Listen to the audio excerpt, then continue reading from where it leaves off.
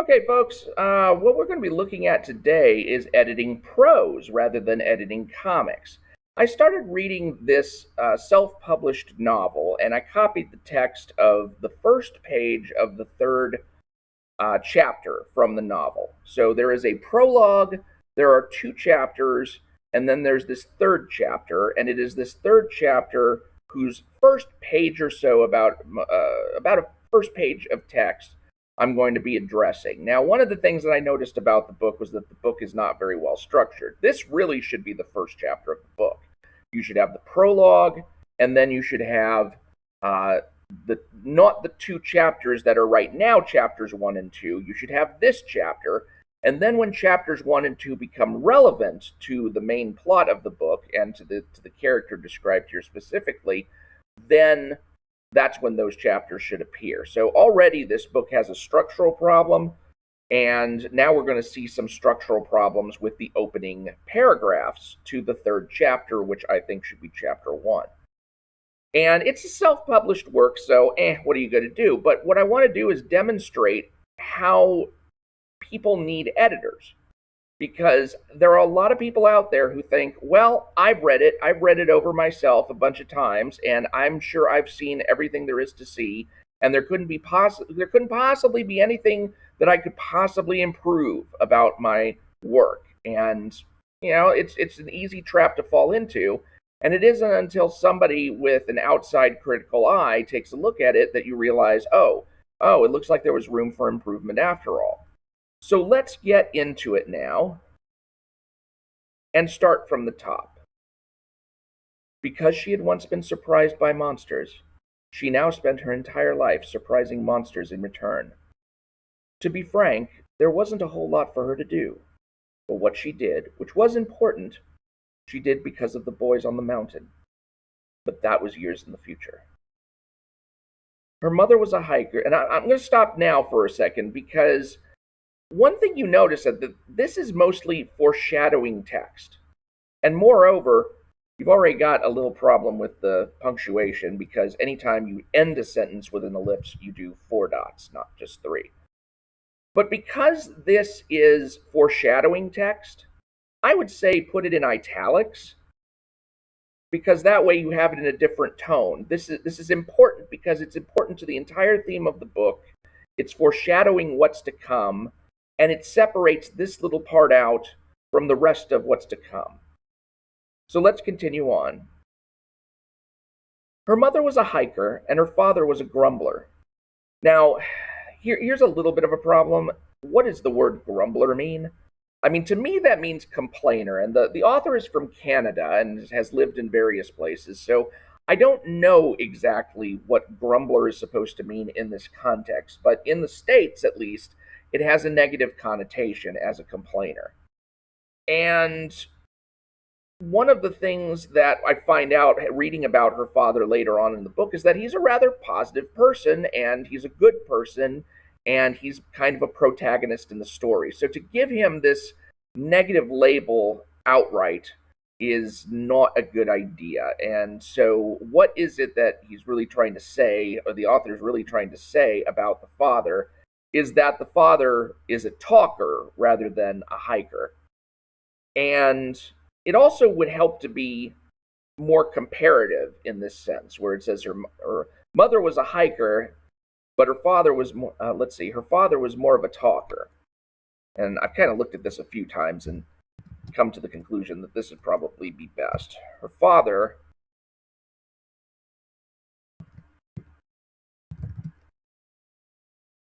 was more a talker, but he so loved her company that he would drag himself along on her endless walks, talking about his theories and his love of history.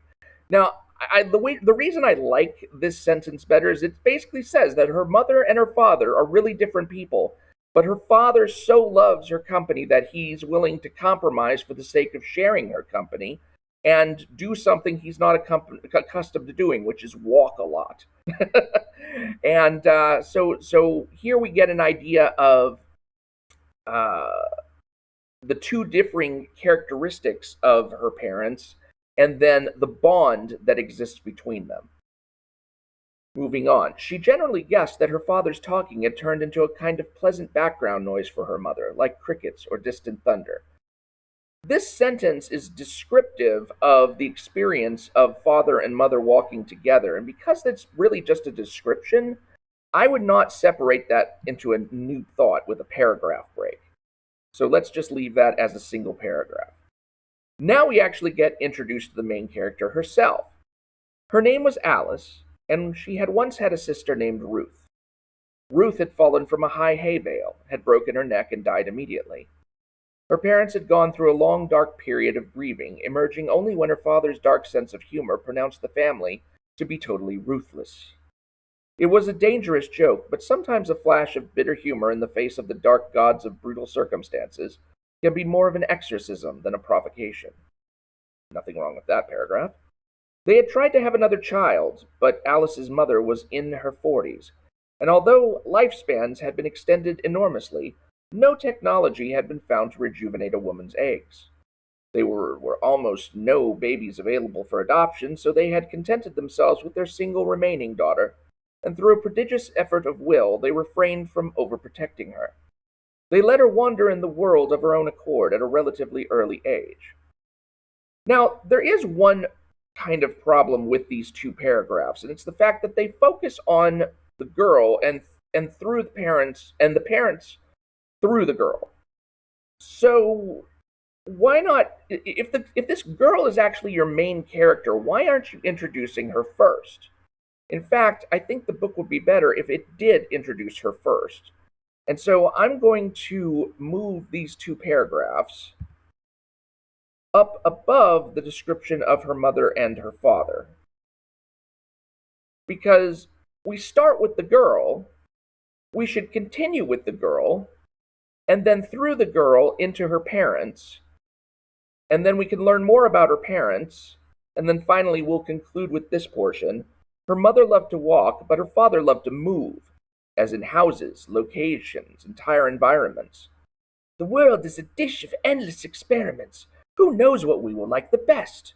Her father would say before turning on the living globe and finger pinching and chatting with various communities.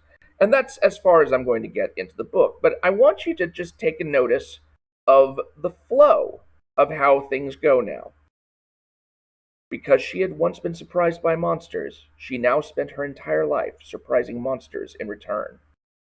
To be frank, there wasn't a whole lot for her to do. But what she did, which was important, she did because of the boys on the mountain. But that was years in the future. So that's all set apart as foreshadowing text. Her name was Alice, and she had once had a sister named Ruth. Ruth had fallen from a high hay bale, had broken her neck, and died immediately. Her parents had gone through a long dark period of grieving, emerging only when her father's dark sense of humor pronounced the family to be totally ruthless. It was a dangerous joke, but sometimes a flash of bitter humor in the face of the dark gods of brutal circumstances can be more of an exorcism than a provocation. Just to keep Alice in the picture, let's go ahead and keep her front and center and say Alice's parents had tried to have another child, but her mother. And that way our mind is still focused mostly on Alice. Alice's parents had tried to have another child, but her mother was in her 40s, and although lifespans had been extended enormously, no technology had been found to rejuvenate a woman's eggs.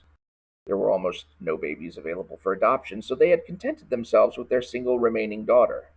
And through a prodigious effort of will, they refrained from overprotecting her. They let her wander in the world of her own accord at a relatively early age.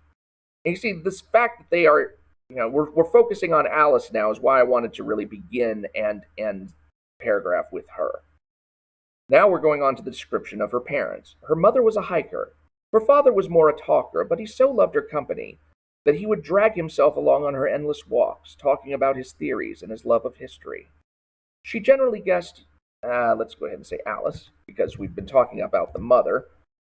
Alice generally guessed that her father's talking had turned into a kind of pleasant background noise for her mother, like crickets or distant thunder.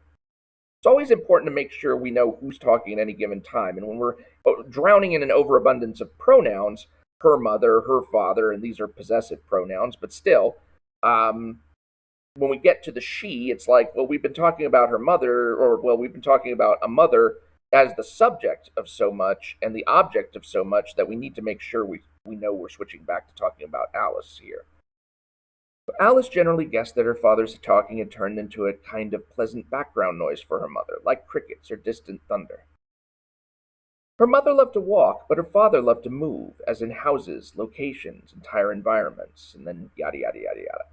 So I hope you can see how some of this echoes the same kind of things that I try to do with the comic books. I'm always constantly looking for, do I understand what's going on and how are things flowing? Are things flowing from place to place in a proper way? Do we know who's saying what?